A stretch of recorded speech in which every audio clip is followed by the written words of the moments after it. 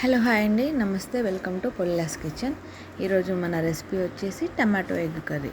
దీన్ని ఈజీగా ఎలా చేసుకోవాలో ఇప్పుడు మనం నేర్చుకుందాం. బ్యాచిలర్స్ అయితే చాలా ఈజీగా చేసుకోవచ్చండి ఈ కర్రీని. సరే, ఇంకా ఆలస్యం చేయకుండా రెసిపీ చూసేద్దాం రండి. దీనికోసం నేను 6 టమాటాలు తీసుకున్నాను. ఒక మీడియం సైజు ఆనియన్ తీసుకున్నాను. ఆనియన్ని చాలా సన్నగా కట్ చేసుకోవాలి. అలాగే ఇక్కడ నేను ఒక పచ్చిమిర్చిని తీసుకొని కట్ చేసి పెట్టుకున్నాను. పొయ్యి పైన ప్యాన్ పెట్టి దాన్ని వేడవనివ్వాలి. అది వేడైన తర్వాత దానిలోకి ఆయిల్ తీసుకోవాలి.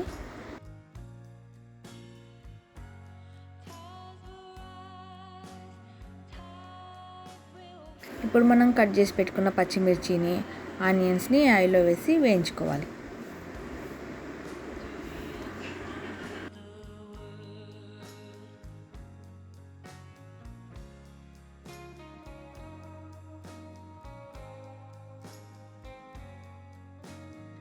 ఇక్కడ చూపించినట్లు కలుపుకుంటూ వేయించుకోవాలి పచ్చిమిర్చిని, ఆనియన్స్ని. అలాగే దీంట్లోకి కరివేపాకు తీసుకొని వేయించుకోవాలి.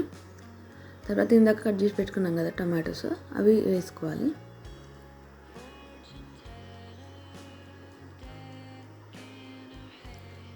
వేసుకున్న తర్వాత కలుపుకోవాలి.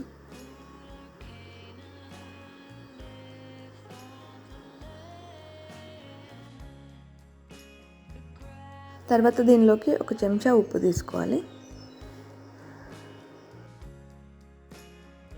ఒక చెంచా కారం పొడి, తర్వాత అర చెంచా పసుపు వేసుకొని కలుపుకోవాలి.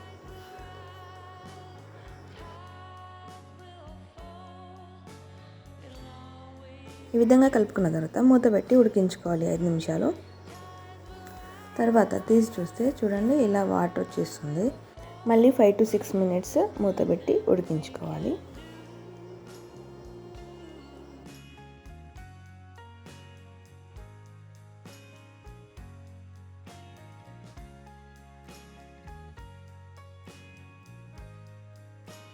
ఇక్కడ చూపించినట్లు కర్రీని నేను ప్యాన్లో స్ప్రెడ్ చేసుకున్నాను.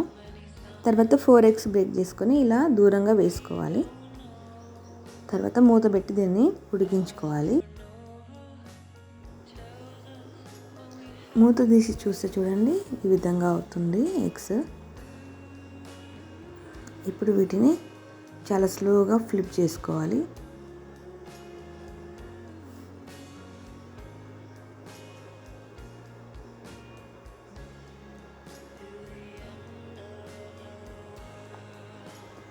ఫ్లిప్ చేసుకున్న తర్వాత మళ్ళీ కొద్దిసేపు ఉడికించాలి. ఇప్పుడు ఫైనల్గా దీంట్లోకి చికెన్ మసాలా తీసుకుంటున్నాను, 1/2 teaspoon.